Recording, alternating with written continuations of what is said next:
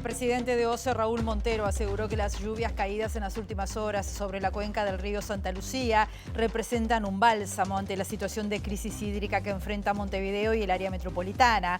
Durante su intervención en una actividad organizada por el Partido Nacional, el jerarca dijo que estas lluvias representaron millones de metros cúbicos de agua para la cuenca. Según el informe del Instituto Nacional de Meteorología, el promedio de lluvia en las últimas 24 horas sobre esta cuenca fue de 11,3 milímetros, por lo que resulta insuficiente para atender la situación de emergencia hídrica.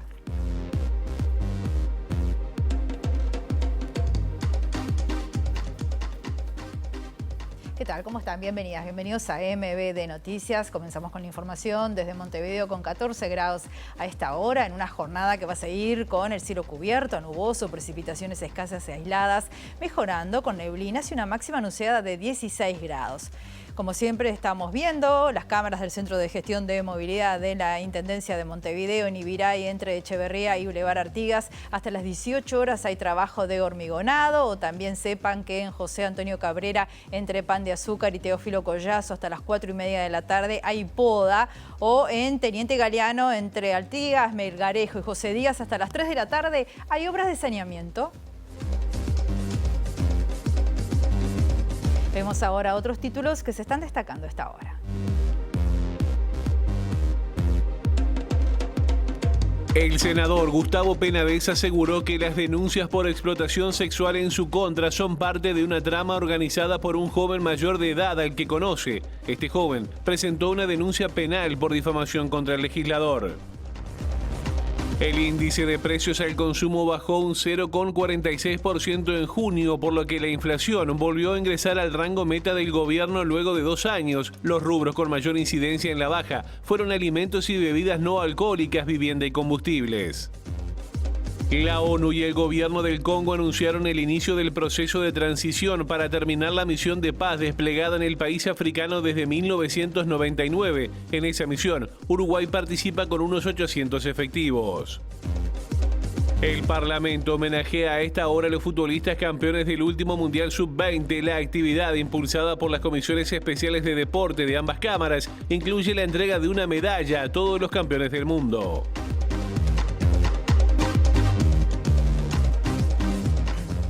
El presidente de OCE, Raúl Montero, aseguró que las lluvias registradas en las últimas horas sobre la cuenca del río Santa Lucía constituyeron un bálsamo y permitieron además mitigar la emergencia hídrica en la zona metropolitana. El titular del ente dijo que 5 milímetros de lluvia significan unos 20 millones de litros de agua. Ya llevamos 2 noches favorables que nos han dado por lo menos la tranquilidad como para correr esa emergencia que teníamos unos cuantos días. Las informaciones muy precarias que tengo ahora son también buenas, son auspiciosas. O sea que ya cayó agua en la cuenca, tengo la lluvia de Florida, me acaban de llegar recién. En el marco de una actividad organizada por el Instituto Manuel Oribe, el presidente de OCE defendió el proyecto Neptuno que se va a construir en la zona de Arasatí. Cada vez estamos más convencidos de la solución. La realidad nos está mostrando que estamos en lo cierto. Si nosotros hubiéramos tenido funcionando Arasatí, voy a hacer una cuenta rápida, pero capaz que Arturo me puede corregir, pero llevamos más de 100 días de crisis, y si nos hubiéramos ahorrado 100 días por 200.000, estaríamos hablando de 20 millones de metros cúbicos que hubiéramos ahorrado. Y según los datos del Instituto Nacional de Meteorología de INOMET, el acumulado promedio de lluvias en las últimas 24 horas en la cuenca del río Santa Lucía fue de 11,3 milímetros. En Montevideo el promedio de lluvia fue de 3,4 milímetros hasta las 7 de la mañana de este jueves. Los datos están dentro de las previsiones de lluvias de INOMET, que ubicaba entre 10 y 30 milímetros las precipitaciones en las cuencas del extremo suroeste y sur. Un asunto muy importante que le quiero decir. El problema de los trialometanos, el origen de los trialometanos, es la materia orgánica natural que está no solamente en Paso Severino, sino en Canelón Grande, en el río Santa Lucía Grande, en el Chico y también en el río de la Plata. Ese es el origen del problema. Esta planta contempla la eliminación de la materia orgánica natural. Quiere decir que ya de entrada vamos a tener solucionado ese problema. Con relación a aguas corrientes y los trialometanos, estamos en vías también de desarrollar, y estamos presentando al directorio, la solución que es la aplicación de ozono, de interozonización y de transformar los filtros actuales en filtros biológicos. Ahí estábamos viendo a justamente el jerarca de OCE Castagnino hablando de lo que sería la nueva planta proyectada de Arasati y cómo podría llegar a impactar en justamente paliar esta crisis que estamos viviendo. Vamos al ámbito político estrictamente. El diputado de Cabildo Abierto Martín Sodano aseguró que su partido molesta porque no aplica la disciplina partidaria y es desobediente en el Parlamento. En entrevista con Primera Edición de MBD Noticias aseguró que la cortesía parlamentaria se terminó cuando su partido pidió un cuarto intermedio y no se lo votaron. Yo no digo que somos la monjita descalza, ni mucho menos. Somos un partido político que nos estamos construyendo dentro de personas y ámbitos políticos que tienen muchísimos años y estructuras gigantescas atrás, que sí, molestamos, hacemos ruido, la peleamos, hacemos las cosas en base a nuestras convicciones. ¿Por qué molesta Cabildo Abierto? Y lo que pasa es que molestamos porque nosotros no somos obediente partidario. Cabildo molesta por eso. Cabildo votan, los legisladores votan separados por su convicción. Cabildo empezó a incomodar ahora porque dejó de tener tanta cintura. Hay que ver que nosotros la experiencia la venimos haciendo a golpe y porrazo. Esa es la realidad. Yo soy mecánico. Date cuenta que pasar una legislatura no fue simple. Entonces, no, esto se hace así, esto va por acá, que la Cámara trabaja de esta manera, que la cortesía parlamentaria. La cortesía parlamentaria con Cabildo Abierto se terminó cuando Cabildo Abierto pidió cuarto intermedio y no se lo votaron. Cuando Cabildo Abierto, cada vez que pide algo Cabildo Abierto, es el fin del mundo dentro de la Cámara. ¿Por qué? Porque no están los votos de Cabildo, entonces. Si no hay cortesía para Cabildo, Cabildo no va a tener cortesía con los demás. Usted le aprieta la tuerca ahí, digamos. Pero es la regla del juego. Acá tenemos 2 vasos de agua. ¿Te lo vas a tomar los 2 vos o tomamos un vaso cada uno? Vamos a tomar un vaso cada uno. Capaz que tiene mucha sed otro. Quizás, pero bueno, es lo que pasa. Y el diputado del Partido Nacional, Juan Martín Rodríguez, dijo que para mejorar el funcionamiento de la coalición de gobierno debe haber una buena voluntad de todas las partes. Consultado sobre la declaración de Cabildo Abierto, criticando la gestión de Luis Alberto Heber, el legislador dijo que cortarse solo no es la forma. Nosotros lo que hemos siempre, en cada una de las instancias, hemos demostrado que siempre el espíritu de colaborar, el espíritu de construir, el espíritu de tratar de contemplar las posiciones, las visiones cuando son diversas. Y en ese sentido es que lo hemos hecho y lo vamos a seguir haciendo. Pero ante una pregunta concreta que es ¿por qué no se dio la redacción de una moción común en la instancia de interpelación del ministro Heber? Nosotros dejamos claro que para tratar de alcanzar una moción común tiene que haber buena voluntad de todas las partes. Si yo a usted le digo, vamos a trabajar algo en conjunto, usted me dice que sí, y sobre la madrugada me dice se corta solo, y a las 7 de la mañana aparece con un texto sin antes por lo menos haberlo compartido, y yo qué sé, es muy difícil. Por lo menos no son las formas que uno está acostumbrado, por el contrario, uno intenta siempre tratar de construir. El fiscal de Delitos Económicos y Complejos, Alejandro Machado, dispuso la citación en calidad de indagados del ministro del Interior, Luis Alberto Heber, y del canciller Francisco Bustillo, esto en el marco de la indagatoria penal por la entrega del pasaporte al narcotraficante uruguayo Sebastián Marcet. Las audiencias se van a realizar a partir del 1 de agosto. La Fiscalía dispuso la citación de una docena de personas en el marco de la indagatoria por la entrega del pasaporte a Marcet. Según fuentes de MBD Noticias, las notificaciones se enviarán a partir del 17 de julio, cuando culmine la fecha judicial menor. La citación alcanza a los principales responsables del proceso de entrega del pasaporte. En este sentido, el fiscal dispuso la comparecencia del ministro del Interior, Luis Alberto Heber, y del canciller Francisco Bustillo, así como del subsecretario del Interior, Guillermo Maciel, y de la ex vicecanciller Carolina H. Según fuentes de MBD Noticias, también desfilarán por la Fiscalía otros funcionarios que participaron en el proceso de entrega del pasaporte, como el ex subdirector de la Dirección Nacional de Identificación Civil, Alberto Lacoste, y varios integrantes del cuerpo diplomático. Entre las personas citadas están la exdirectora general de Asuntos Consulares y Vinculación de la Cancillería, Pauline Davies, el embajador en Emiratos Árabes Unidos, Álvaro Seriani, y la cónsul de Uruguay en Emiratos, Fiorella Prado, quien advirtió en reiteradas oportunidades sobre la situación de Marcet, que estaba preso en Abu Dhabi. Además, se prevé la citación, en principio como testigo, del abogado Alejandro Balbi, representante de Marcet en el proceso penal, quien se reunió o contactó con al menos 2 de los jerarcas involucrados para acelerar el trámite del pasaporte. El senador Gustavo Penades aseguró que las denuncias por explotación sexual en su contra son parte de una trama organizada por un joven mayor de edad al que conoce. Esto en declaraciones a Radio Universal. El legislador dijo también que durante el juicio va a lograr demostrar sus palabras. La doctora Flores dijo que ellos tienen una línea argumental del caso y que nosotros tenemos el derecho de tener otra. Bueno, esa que tenemos nosotros yo creo que se sustenta en una trama que se ha organizado para perjudicarme. Y en ese sentido se han utilizado una serie de elementos que esperemos contar con las posibilidades de poderlos demostrar. Yo creo que eso responde a una estrategia que está muy bien pensada, que es la estrategia de al no tener pruebas contundentes, al no tener elementos firmes que demuestren que esto es así, sustituyen eso por cantidad. O sea, hay una sustitución de calidad en la prueba por cantidad. Consultado por el periodista Pablo Fernández sobre el video y foto utilizada como prueba en la que se lo ve entrando a un cajero y se ve reflejada la imagen de una persona, dijo que sabe quién lo filmó y es quien está detrás de la trama en su contra. Era una persona mayor de edad y sé perfectamente quién lo filmó y cuándo lo filmó.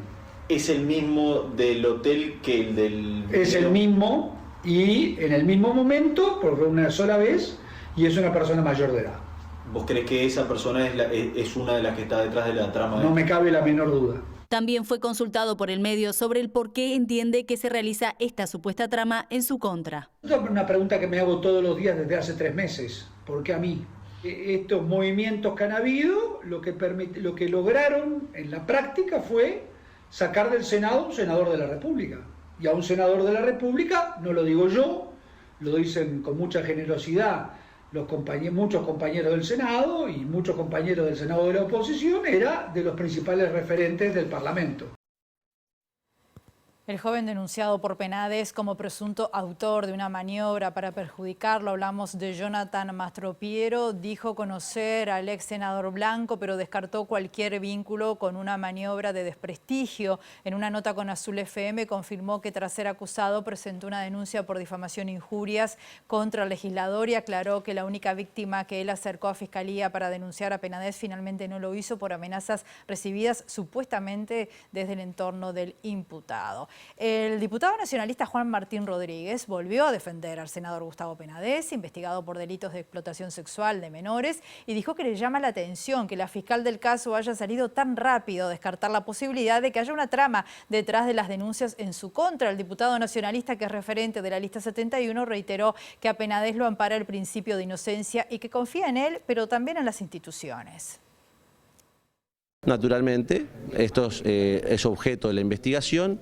Entendemos que, suponemos, porque así debería ocurrir, que esto será parte de la investigación, tanto de Fiscalía como de la jueza competente.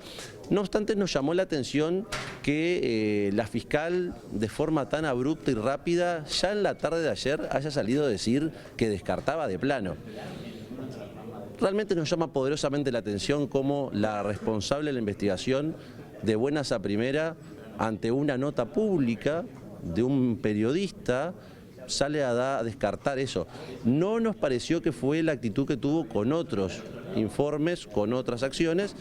Seguramente la fiscal tendrá sus elementos, nosotros no tenemos acceso a lo que es el proceso propiamente dicho, nosotros no somos el abogado de Gustavo Penades. Primer móvil del mediodía, nos vamos al Parlamento y un evento muy especial. Allí está nuestro periodista Luca Veloz. ¿Cómo estás, Luca? Bienvenido, contanos de qué se trata. Es así, Rosina, en este momento en la sala de eventos del Palacio Legislativo, contiguo al Salón de los Pasos Perdidos, la vicepresidenta de la República está encabezando un homenaje a la selección sub-20 campeona del mundo. Está hablando en este momento Beatriz Argimón. Este salón está completo de legisladores, senadores, algún diputado también y la delegación sub-20. Vamos a escuchar a la senadora Argimón. Y en la Casa de la Democracia estamos representadas las dos pasiones de nuestro pueblo. Qué mejor entonces que catalogar este como un día de fiesta y poder agradecerles lo que han hecho, por supuesto también al cuerpo técnico, que sabemos lo que implica trabajar con jóvenes generaciones y trasladarle no solo la excelencia en la competencia, sino también lo que lleva la disciplina en una selección. Así que nos parece importante también resaltar el rol del cuerpo técnico, a quien le agradecemos también que estén hoy. Es lo que vuelvo a decir, para nosotros es un día de festejo. Miren, tan es así que hoy están todos los partidos políticos aquí representados en lo que vuelvo a decir, para nosotros es un día de fiesta. Allí las palabras de la senadora Argimón. Se le va a hacer entrega de medallas a cada uno de los integrantes de esta delegación y también de placas alusivas entonces a esta actividad. Vamos a seguir aquí para en el reporte central tener más de este homenaje. Muy bien, muchas gracias, Luca. Y en el ámbito económico, el índice de precios al consumo bajó un 0,46% en junio, por lo que la inflación volvió a ingresar al rango meta del gobierno luego de 2 años. Los rubros que tuvieron mayor incidencia en la baja de la inflación fueron alimentos y bebidas no alcohólicas, vivienda, combustible y transporte. La inflación en los últimos 12 meses del año se ubicó en 5,98% dentro del rango meta fijado por el Poder Ejecutivo. Se trata de la primera vez en 2 años que la inflación anualizada se ubica por debajo del 6%. En efecto, el índice de precios al consumo en junio bajó 0,46% tras una baja en el precio de los combustibles y una reducción de entre el 7 y 8% en el precio promedio de frutas y verduras. Según el informe del Instituto Nacional de Estadísticas, el rubro alimentos y bebidas no alcohólicas tuvo una baja del 1,31%. De este rubro se destaca un descenso del 8,4% en las hortalizas y legumbres y de 7,4% de frutas y frutos secos. En particular, bajaron los precios de las bananas, limones, naranjas y mandarinas, así como de lechuga y morrones. La carne y otros productos derivados bajó un 0,24%, con destaque en la baja en los precios de nalga, asado de tira y pollo entero y un aumento de la carne picada y los chorizos. En materia de vivienda, se constató una baja de alquileres y de saneamiento, al tiempo que se registró una leve baja en el precio del gasoil y la nafta. Vamos a seguir hablando de economía, de la situación del país, de la inflación. Para eso recibimos con mucho gusto a nuestro periodista Eduardo Delgado. Buen mediodía. Eduardo, ¿cómo estás? Adelante, bienvenido. Buen mediodía, Rosina.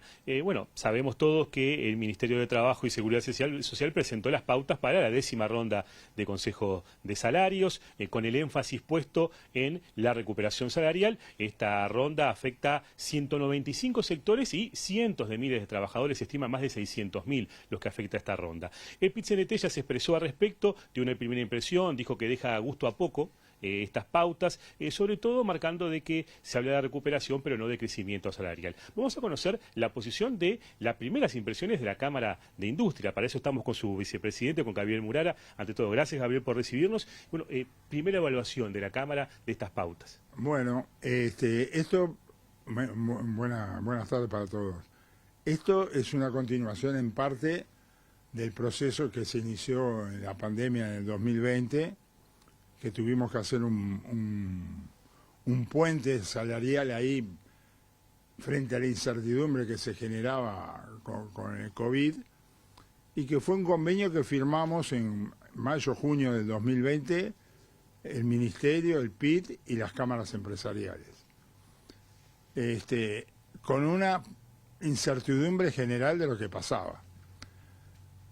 Al año y medio de esto, muchos sectores estuvieron mejor de lo que se pensaba y se hizo de alguna manera un ajuste parcial para corregir lo que se había arreglado en el puente. De todas maneras, algo de salario fue quedando atrasado y bueno, y es cuando en esta ronda se va a tratar de corregir. ¿Y por qué digo tratar?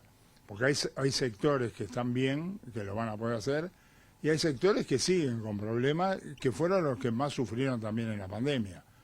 Esos capaz que hay que dar más plazo para ir corrigiendo o buscar alguna solución intermedia. Esta tarde van a dar las pautas de inflación pasada, inflación futura, todavía no las tenemos. Ahí vamos a hacer un análisis más fino de los ajustes como serían. Pero una cosa importante para la industria y para la producción nacional es empezar a marcar la diferencia en forma importante de lo que son bienes transables de no transables. Porque nosotros como transables tenemos que competir tanto en la exportación como en el mercado interno con productos del exterior, que hoy tenemos un problema de competitividad grande a nivel local, agravado también por un tipo de cambio que no ha acompañado sus fundamentos y tiene un atraso muy importante. Eso entonces es un paso importante para nosotros, definir lo transable y no transable y empezar de alguna manera a hacer una diferencia importante en eso, con más flexibilidad laboral. Hay que hablarlo y buscar un camino para lograr no perder empleo, ¿no? Porque el objetivo es ese. Y bueno, aprovecho a consultarle también brevemente de qué sectores de la industria se están viendo afectados por el tema de la calidad del agua, sobre todo en Montevideo y el área metropolitana. Y bueno, por lo que me ha llegado, sobre todo en la parte alimenticia, donde hay, no digo que paren que toda la empresa, pero hay productos ya que han dejado de fabricar por la diferencia del agua que tenemos hoy, ¿no? Que no es la misma calidad que estábamos recibiendo antes. Pero bueno, esperemos que este sea un problema transitorio y que dentro de unos meses, entre que llueva y nos preparemos mejor, podamos tener el agua que siempre tuvimos. ¿Esto puede afectar la ronda salarial? Y bueno, afecta el ánimo, porque digo, hay empresas que no saben cuánto van a estar así de alguna manera y es evidente que va a afectar. Pero hay que mirar el bosque y no hay que mirar el árbol. Y tener cláusulas de salvaguardia, por si esto se mantuviera mucho en el tiempo. Pero tenemos que manejarnos con más amplitud de criterio. Puede afectar anímicamente, evidentemente. Hoy debe haber gente que no quiere saber nada, con ajustes y eso cuando está parando sectores de producción. Pero, repito, tenemos que tener una mirada más larga, en general. Gabriel Murara, muchas gracias por estos minutos, muy amable. Gracias a ustedes y buenas tardes. Rosina, volvemos allí contigo. Bueno, será importante, como dice Murara, los anuncios hoy referidos a la inflación que haga el gobierno. Muchas gracias, Eduardo. Otros temas, la Asociación de Magistrados del Uruguay está alarmada por la asignación de presupuesto cero para el Poder Judicial, ya que va a afectar la adecuada atención y respuesta de las necesidades de la ciudadanía. El presidente Leonardo Méndez dijo que hay insensibilidad por parte del gobierno con un poder clave para mantener el Estado de Derecho y que el Poder Judicial no se los contempla presupuestalmente hace más de una década. Nosotros, más allá que tenemos una reivindicación salarial pendiente, la pusimos en prioridad 10, porque lo que nos preocupa es brindar el servicio de calidad para la gente. Y realmente ni siquiera eso pudimos conseguir. Estamos hablando de la necesidad de la creación de un juzgado de familia, un tribunal de apelaciones de familia más, porque hay 2 para todo el país. Que es la materia que tiene más casos, más trabajo le genera al Poder Judicial y donde son los usuarios más vulnerables que necesitan una respuesta del sistema de justicia. Estamos planteando la creación de algún cargo más de suplente. Desde el gremio fueron críticos con la asignación de recursos para la creación de una primera instancia en el TCA, ya que si bien es necesario, hay otras necesidades como la Ley Integral de Violencia basada en género. Lo venimos pidiendo en la administración y nosotros desde que se creó. Y siempre se han dado rubros con cuentagotas, bueno, esta vez ni una gota. y la ley de corresponsabilidad en la crianza. Se requieren informes técnicos. Acá los jueces, no olvidemos que somos profesionales del derecho, no somos asistentes sociales, no somos psicólogos, y hay que hacer una serie de evaluaciones para tomar decisiones que hoy por hoy eso es materialmente imposible en Montevideo. Imagínense en ciudades del interior donde no existen grupos técnicos o los que hay son absolutamente insuficientes. El ciudadano más vulnerable es el que va a pagar estas consecuencias. La ONU y el gobierno del Congo anunciaron el inicio de un proceso de transición para terminar la misión de paz desplegada desde el año 1999 y en la que Uruguay participa con 800 efectivos y equipamiento y que representa el principal ingreso por este concepto para el país. El ministro de Defensa Nacional, Javier García, confirmó a MBD Noticias que la fecha que se maneja para la finalización es 2026. Hasta 2025 están previstos los relevos de contingentes, aseguró el ministro de Defensa a MBD Noticias, recordando que esa es la fecha tentativa para finalizar la misión de paz desde que yo era senador, dijo en relación al quinquenio 2015-2020. Javier García no profundizó en el impacto que tendrá la pérdida de estos recursos que mejoran los salarios y la experiencia del personal de tropa y oficiales, financian viviendas, brindan prestaciones complementarias y generan ingresos por aportes de material de guerra. Hasta 2017, último año de la misión de paz en Haití, Uruguay recibía unos 50 millones de dólares al año por sus participaciones, pasando a 27 millones en 2019 según los datos del Ministerio de Defensa. Actualmente son 1.027 los efectivos en las distintas misiones que también incluyen Golán, India, Pakistán, Líbano, República Centroafricana, Colombia y Sinaí. En este contexto, el secretario general adjunto de ONU para las operaciones de paz, Jean-Pierre Lacroix, dijo en conferencia de prensa que se pretende poner fin a la MONUSCO lo más rápido posible. Por su parte, el ministro de Comunicación y Medios congolés, Patrick Muyaya, aseguró que la MONUSCO se retirará, pero aumentaremos la presencia de nuestras fuerzas de defensa y seguridad para retomar lo que definió como misiones soberanas que son nuestras. La parte congoleña contaba con una retirada después de las elecciones previstas para el 20 de diciembre de este año, aunque Muyaya evitó dar fechas concretas. Hacemos una pausa muy breve, volvemos enseguida.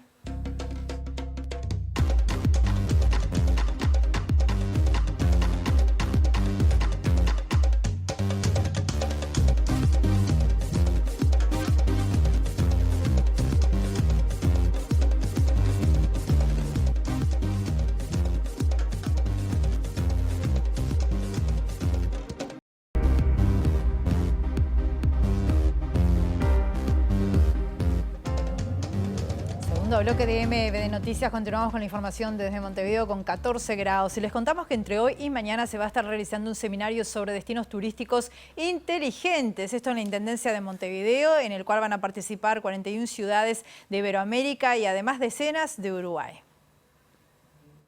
Se trata básicamente de gestionar inteligentemente nuestro territorio hacia el turismo.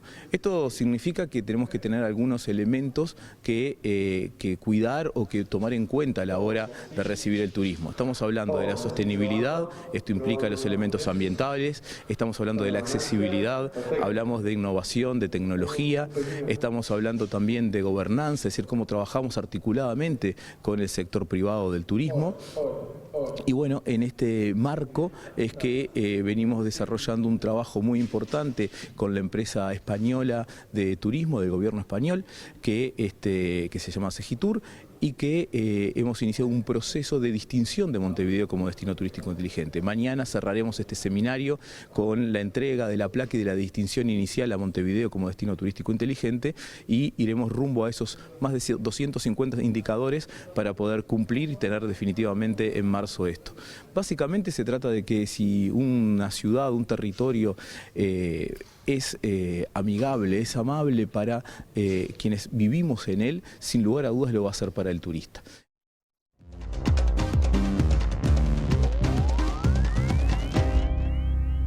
Más de 200.000 migrantes cruzaron por Panamá este año rumbo a Estados Unidos y una cifra inédita y sin precedentes que cuadriplica el flujo de indocumentados que atravesaron la selva del Darién en el primer semestre del 2022.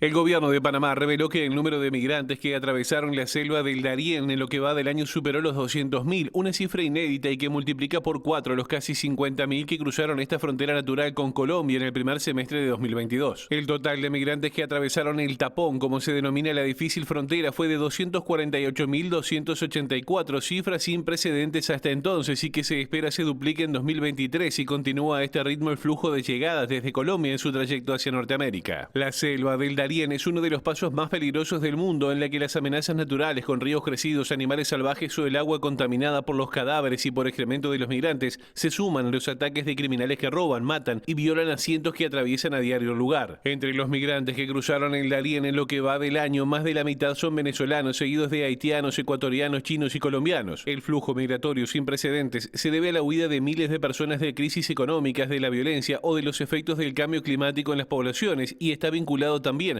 al tráfico de personas, el negocio ilícito más lucrativo, según los expertos internacionales. Nos vamos, volvemos a las 19 horas con nuestra edición central y mañana con las primeras noticias a las 8. Que pasen bien.